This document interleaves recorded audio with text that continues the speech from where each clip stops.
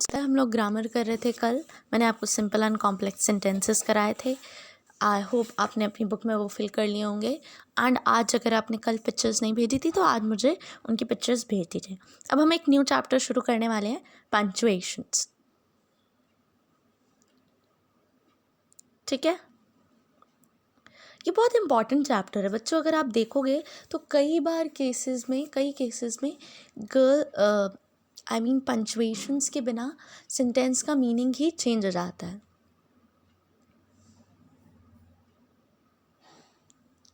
ठीक है,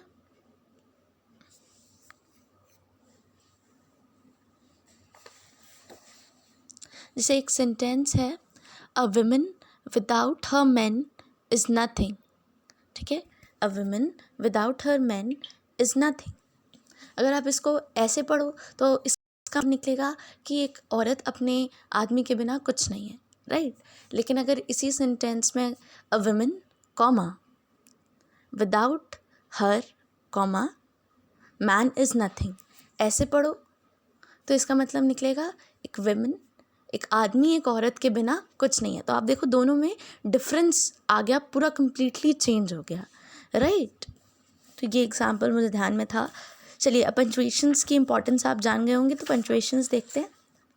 पहले कुछ basic, full stop, question mark, exclamation mark, comma. जानते हो आप क्यों यूज़ होता है? क्वेश्चन मार्क क्वेश्चन के एंड में, एक्सक्लेमेशन मार्क जब कुछ एक्सक्लेमेटरी वर्ड हो, एक्सक्लेमेटरी सेंटेंस हो, और फुल स्टॉप सेंटेंस के एंड में। अब कॉमा के यूजेस हम देखते हैं।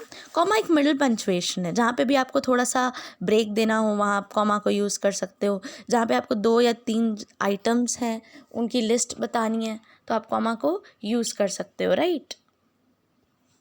2 क्लॉजेस को भी ज्वाइन कर सकता है, जैसे Salman came but Sushil stayed away. ठीक है, यहाँ पे दोनों क्लॉजेस डिफरेंट है तो उनको कॉमा से आप रिलेट कर सकते हो।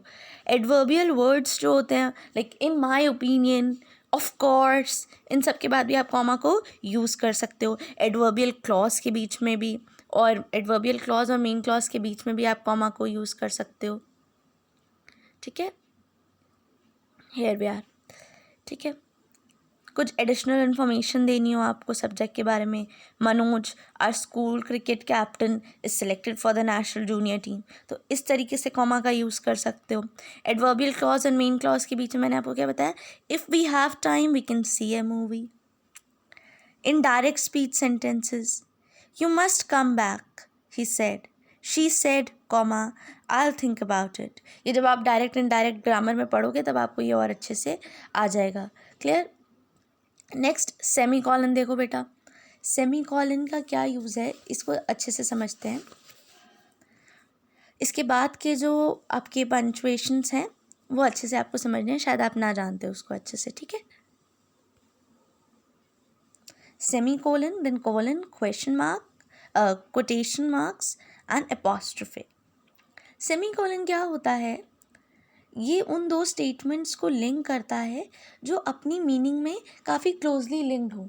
मतलब जैसे अभी हमने कॉमा में देखा था ना, हम 2 ऐसे क्लॉजेस को ज्वाइन कर रहे थे जिनके अलग अलग मतलब थे।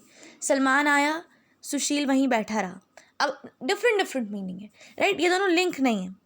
Salman came but Sushil stayed away. Maria sang beautifully and the entire audience clapped. Maria sang beautifully, and the entire audience clapped. तो इसमें मारिया की सिंगिंग अलग है, सबका क्लैप करना अलग है।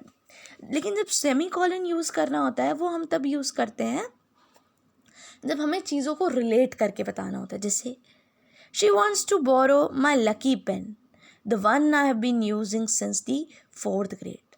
आपको उसी के बारे में एक्स्ट्रा बताना है। जैसे I am wearing my lucky T shirt. ठीक है, फिर आप सेमी कॉलन लिख के बताओगे, I have it has been with me since these years, या कुछ भी आप बताओ, बट उनके बीच में कुछ क्लोज रिलेशन होना चाहिए। फिर से एक एग्जाम्पल देखो, आपको क्लियर हो जाएगा। Watches are dime a dozen these days, I remember how we prize them when we were children. Watches का वो प्राइस बताता है डाइम अ डजन, आजकल ये प्राइस है। फिर वो उसी से रिलेट करके बताता है कि कुछ डेज पहले ऐसा हमारी जब हम बच्चे थे तो ऐसे इतना इतना प्राइस हुआ करता था। क्लियर। नेक्स्ट है कॉलन। कॉलन हम तब यूज़ करते हैं जब हमें कोई लिस्ट स्टार्ट करनी हो, जैसे कि you are going to market, please note the things I want, फिर कॉलन लगा के a pencil, a ruler, a black point pen and whatever and whatever and whatever. कोई भी list जब बतानी होती है तब हम कॉमा, कॉलन या डैश का यूज़ करते हैं। Like Danny has 3 friends dash Simi, Kim and Raj. Clear. अब कोटेशन मार्क। कोटेशन मार्क बच्चों हम तब यूज़ करते हैं जब हम डायरेक्ट स्पीच लिखते हैं। लाइक मैंने कहा कि आई want all your work complete today, I want all your work complete today, तो मैं क्या यूज़ करूँगी इसके साथ? तो आप जब बोलोगे तो आप कहोगे मैम सेड एंड फिर as it is quotation marks में I want all your work complete today. ठीक है। या फिर कभी सिंगल जो कॉलन्स होते हैं, हमारे single commas, single inverted commas जिसे हम कहते हैं। कोटेशन मार्क्स को हम डबल इन्वर्टेड कॉमास कहते हैं, एक सिंगल इन्वर्टेड कॉमास होते हैं। जैसे सिंगल इन्वर्टेड कॉमास हम कभी कभी ऐसे यूज़ करते हैं कि हमें कोई चीज़ पे इफेक्ट देना हो। Like cyber Slaking is a buzz word today, ऐसे अगर मैंने कुछ बोला। अब मैं यहाँ पे ज़्यादा चाहती हूँ कि साइबर स्लैकिंग पे मैं आपका एम्फेसाइज कराऊँ, जब आप पढ़ो तो उसे ध्यान से पढ़ो, तो मैं उस पर एक इन्वर्टेड, सिंगल इन्वर्टेड कॉमा लगा लूँगी। और ये आर्ट वर्क के लिए भी यूज़ होता है। Michelangelo's last supper is truly a masterpiece. अब तो ये मिचेलांगो कौन है? ये आर्टिस्ट है, इनकी पेंटिंग है लास्ट सपर, उसको मास्टरपीस कहा जा रहा है। क्लियर। एपोस्ट्रोफे पोजेशन दिखाने के लिए यूज़ होता है और कहीं कहीं पे कॉन्ट्रैक्शन के लिए। जैसे it is not, is not को हम शॉर्ट में क्या लिखते हैं? इज़न्ट, वो लगा के। मैडम को हम डी ओमिट कर देते हैं, डी हटा देते हैं एंड एक कॉलन लगा के क्या लिखते हैं? मैम। आप लोग क्या लिखते हो? MAM, ma'am. That is wrong. Reality में क्या होता है?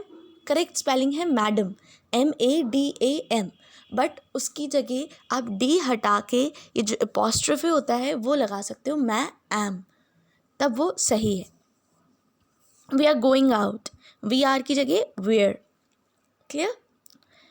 इसके बाद पोजेशन भी दिखाने के लिए यूज़ करता है। लाइक आई से दिस इज़ माई बुक, ठीक है, तो बुक इज़ माइन, दोनों बातें सेम है।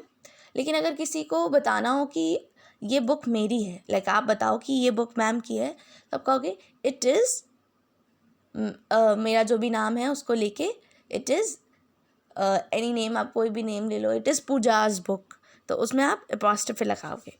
क्लियर।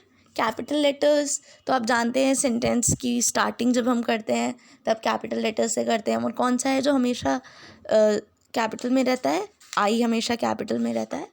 That's it.